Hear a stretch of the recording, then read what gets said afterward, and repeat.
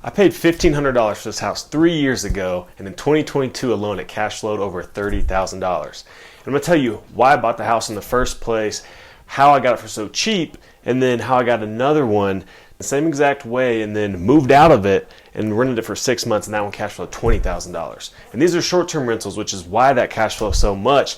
And I'm going to break down why these properties work so well, how we manage it, and how we make it so profitable. If you guys don't know me yet, well, very nice to meet you. I'm Blake Daly, and I've been in short-term rentals for the last 4 years, and I own and manage over 80 listings in California and Florida. And in 2022 alone, we hosted over 6,000 reservations, probably double or triple that in the amount of guests we hosted. And we maintained our Superhost rating of 4.8 and above on Airbnb, meaning that we have really good properties with great reviews. And our short-term rental business did over $2.75 million in revenue last year. So to start, this purchase was with a VA loan, so I was able to put 0% down. But if you aren't in the military or a veteran, don't turn this off yet. I'm going to give you a couple of options that you can use to get your properties with low or no money down as well. So how I originally found this house is pretty funny. So I was traveling through Europe, and we knew that we were going to Panama City. I'm in the Air Force, and that was going to be my first duty station. So I started looking, on the MLS. I actually started out on Biggerpockets, which is, a great tip for you guys looking for a really good real estate agent, because that's where I went to find one. I wanted to find an investor-friendly agent who kind of knew what I would be looking for, could help me know the things about the market that I wouldn't know yet as a newer investor, where to buy, what kind of properties do well there, what to expect out of, tenants or whatever, because we were looking to house hack. I was, originally wanted to, buy a 1 or a 2 to a 4 unit small multifamily property, a duplex to a fourplex, and rent out the other units. Like I had convinced my fiance at the time, now my wife, that we were going to live next to our tenants. And of course, she didn't really like that idea.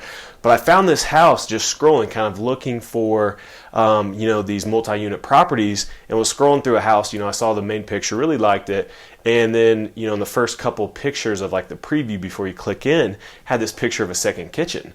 So I was like, wait a second, it says single family house, but I want to look deeper into what this has, because it has a second kitchen. It looks like a second unit. Maybe I could rent that. So as I look into it, I find it's a completely separate unit that shuts off, that locks off, that has its own entrance, has shared laundry with the main house. So it's its own standalone unit, its own kitchen, kind of an open studio with a bedroom area, big living room, and kitchen and bathroom. So I put in the offer like that day. I was like, Kane was my agent at the time. I was like, Kane, I really like this house. We're not really finding any great deals on duplexes or triplexes. Let's put an offer on it. So from in Trieste, Italy, wherever I was at the time, signed, got the documents in the contract in my email, signed it, sent it back to him, and actually got this house under contract. And that's another good point I wanted to get into about how we negotiated this thing to get it for only $1,500. So the original list price for the house was $205,000. So I think I originally offered a little bit lower. I wanted a $199,000, $200,000, always trying to get the deal right. And they countered, and they weren't really coming off of that price. So I said, okay. And I was working this out with Kane, learning this at the time, that with the VA loan, you can negotiate in seller paid closing costs as part of your negotiation strategy or whatever, to actually bring less to the deal. And it was a guy, I think at the time I had like $2,500 or maybe $3,000 in our bank account. We had just got married. I was traveling through Europe, spending a lot of money, so did not have a lot of money to work with. So I kind of needed something like this, and thankfully I had the real estate agent to guide me through that. But knowing that I could negotiate that in, I was like, all right, let's see if we can give them their price and negotiate in, a portion of the closing costs. And they countered, really willing to give up a whole lot. And Kane mentioned that we should go up to, a little bit higher and ask for that amount of closing costs. So we went up to $207,500, so $2,500 over the list price to get $2,500 in seller paid closing costs. So kind of the net same for them, but it allows me to bring less out of pocket. And without having much money, that was a really good option. So that's how we got into it. They accepted that, and that's how I was able to bring only $1,500 down. And thankfully, because that left just enough to furnish this next unit. And kind of getting into that of how this strategy played out, I was looking at the rental rates, and it was a little bit smaller unit. It's kind of attached to another house. It's really not like a full unit. It had a smaller little stove. It was kind of more like a kitchenette, but like fully functional with the oven and stovetop and all that, kind of like an apartment-sized kitchen. And with the rental rates in the area where the mortgage price was going to be, I wasn't going to be able to pay at least the mortgage, with the taxes, insurance, so the PITI, principal, interest, taxes, insurance, wasn't going to be able to cover all that, and that's what I was looking to do in this situation. So my wife and I, or I guess my fiance, girlfriend, whatever at the time, when she would come out to visit me or I'd go to visit her, we would stay in places just like this in Airbnbs. And that's when we started using the Airbnb app, was in college traveling, because didn't have that much money. We were looking for cheap places to stay, usually like a mother-in-law suite or apartment similar to this, or a basement apartment. So I knew from the guest perspective that there's demand for those kind of units. So I started to look at it as an Airbnb unit with no intention to get into short-term rentals, because I wanted to build passive income with long-term rentals. But the numbers actually worked out really well, and as I found out, was even better than I had hoped, and we were able to actually cash flow with this. So that's how we found it, kind of walked our way into the strategy and negotiated it and got it for so cheap. But that's our story. And I want to talk about how you, if you're not, active in the military or a veteran, how you can get these lower down loans, like the FHA loan, which is 3.5% down, or the USDA has a loan that in rural areas, and you can look up that map on their website where you can actually get 0 down as well. So those are your, standard loan options to get the low down payment if you're not in the military like I was. But there's different strategies as well. You can also find a good deal and find a partner with someone who has the down payment to put down.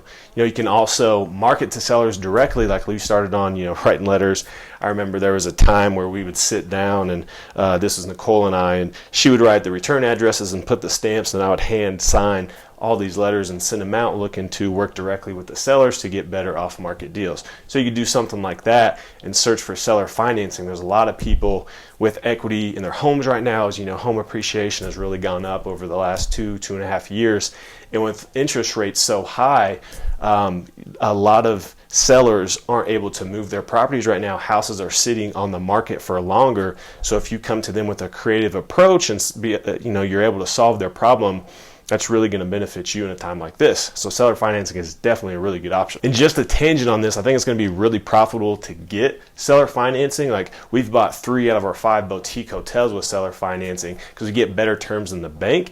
And like I was saying, there's equity and high interest right now, so it's kind of a prime situation for you to go pitch seller financing and get a better deal that way. Really in that situation, you need the price or the terms, and you can grant that price that the seller wants if you get your terms. And I'd really recommend reading Brandon Turner's book, How to Invest in Real Estate with Low and No Money Down, because as far as I'm concerned, there really aren't excuses if you don't have money. It's just a lack of effort. And when I started, I read this book, and I was able to get like 3 properties in my first 3 months using 3 different no and low down strategies from this book. And it's like 8 years old, but still very applicable. And I think it's funny because it's like, small beard Brandon looks completely different now, but it's a super powerful book in here. And you can see like how, marked up it is and kind of just old, and how this thing has been used as a manual. So I think, if you're getting started and looking how to get into properties for low or no money down, really good option there. I actually got to meet Brandon earlier this year, and I don't think he knew how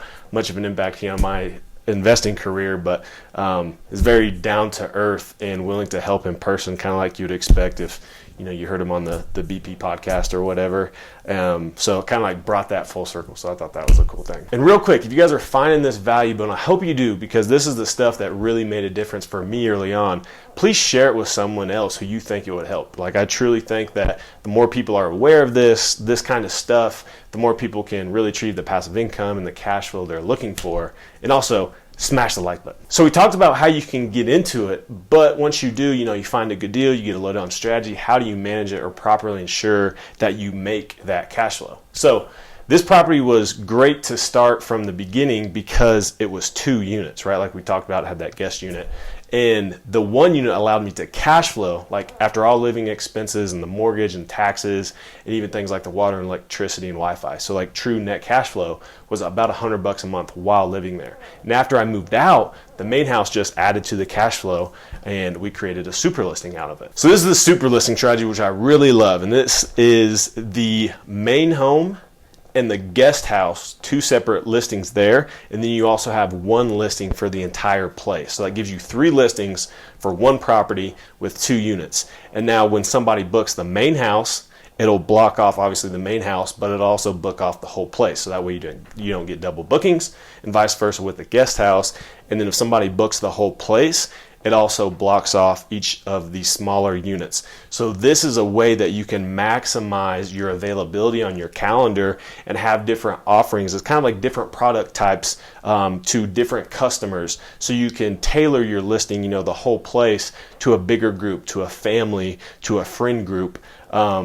Even to multiple families, you've got, a big enough house. But then your main house, would be like the single family, or, maybe the, 2 couples or something like that. And then the guest unit or the guest house, whatever it is, that's going to be like your solo traveler, your single couple, stuff like that. So what this does, like I was saying, allows you to optimize your pricing strategy. So you can have, you can manipulate your prices for each individual unit, or also the big unit. And because of this, in 2022, I had only 13 days that were not producing revenue for me. And 6 of those days were because of a price setting that blocked out orphan days or single days in between 2 other bookings that I caught after the fact and changed. So thank you, Price Labs, for having that erroneous setting there. So really it was 7 days, like 1 week this property wasn't bringing in money. And that's 2%. 2% vacancy is better than like any long-term rental portfolio that I'm aware of anyway. And you can do that with this STR strategy. And remember, with just the 1 guest house booked at like the normal 1 unit's occupancy of around 75%, we cash flowed $100 a month. So the main house and creating that super listing is where the other $28,000 or whatever dollars in revenue came from. It's with adding that unit that's almost all profit, except the variable cost of renting and turning that unit. So now I want to tell you how to optimize that revenue. So I was looking back at my calendar for the past year, and there's 2 ways to think about it.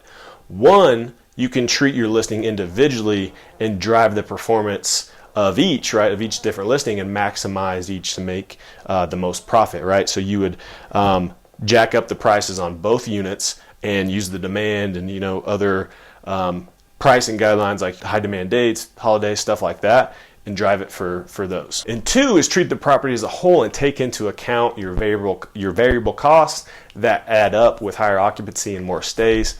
And also, this one's important, the impact and experience of the guest, at least when you have the place, or have a place that shares walls. So you can maximize your efficiency and your reviews by incentivizing bigger groups to book the whole place, so that you don't have different guests staying in different units. They might be playing the TV too loud, like we get that to happening. And you can really maximize like your efficiency, less turnover, and just a better guest experience by doing it that way. All right, so I'm going to show you guys these actual listings and then the calendar to see how this breakout works. So right now, this is the main house, just the house itself. It's a 3-bed, 2-bath, and you can see kind of that setup. Then you have the whole place with both units together, and then the guest unit just itself, kind of pictured of just the outside itself. And you can kind of see here, like these are, I think probably the lowest reviewed properties at 4.66, because a lot of are 4.9, 4.95, 4.8 and above.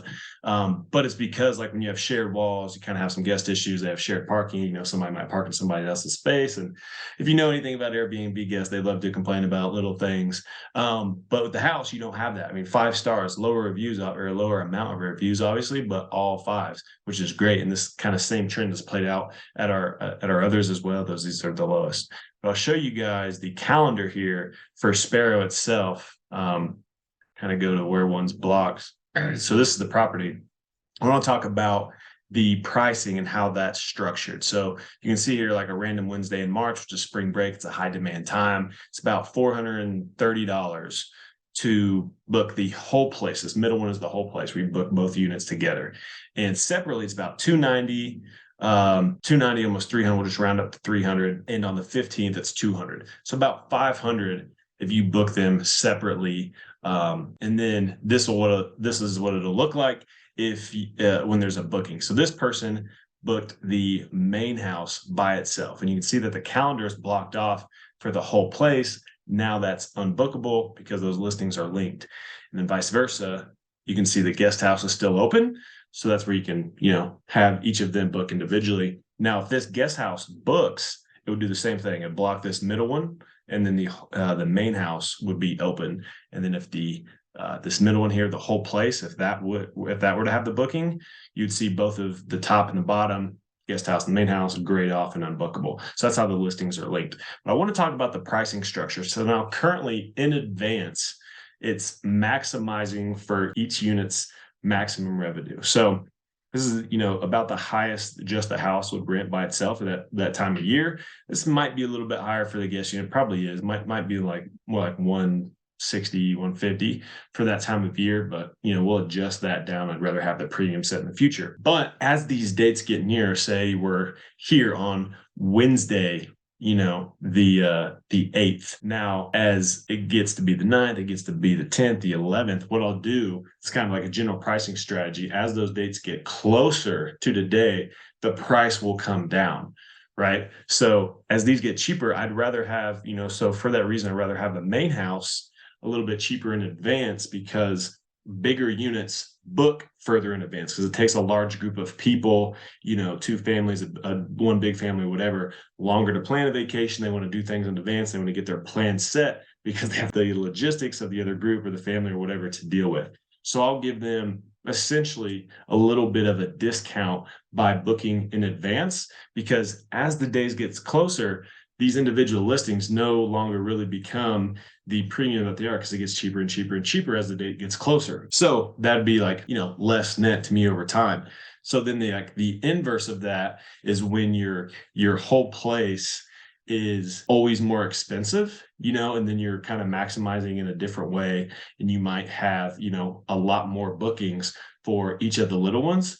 But either way, your calendar can be full. It's just about how you want to balance your workload and the amount of turns you have. So the more you get in the whole place, the better your guest reviews and guest experience is going to be, because they have the whole place. So that's the kind of, how we approach the pricing strategy. And we'll kind of flip based on optimizing for price or optimizing for like efficiency and guest experience as we go along. So with those two different pricing strategies, a focus on maximizing or focus on like the efficiency, I do a little bit of both. When I get the highest price dates booked, it usually is the house and the guest house separate at the best prices. But that's more work and like guest relations, like I was talking about, potential issues, guest complaints, more turnover costs and the like. So when the calendar fills up, I'll start to decrease the price of only the whole place, so that it's same or cheaper than the combined prices of each individual listing. So it'll incentivize that large group to book the whole place, have it all themselves, pay one cleaning fee, and the net may be a little bit less, but I'd rather secure that in than risk the other units not getting booked and reduce the price to, of both, which the dates get closer, it continues to come down. So, and it makes it easier to manage and get better reviews. Like I was saying, big perks of this: maximize your efficiency, maximize your revenue. Now, when you create these listings, make sure the guests are aware of it on the listing and in the messaging. Call it out so it's not a negative surprise when they show up. Ask me how I know. This will save you headaches and bad reviews, because those who don't want that kind of place will see that in your listing, and then they're not going to book it. Then people who are okay with it, they're like, okay, a little bit cheaper, I get this option. That matches the experience they want, and their expectation is met, the expectation that you set up front, and they'll be more likely to give you a good review. Now, I saw this strategy work so good, I've bought like 6 of these houses now that are ones with a main house and a guest house or some kind of extra unit. And I had VA entitlement left, because you get a certain amount of loan value, and you can actually use the VA loan unlimited times as long as you meet the criteria.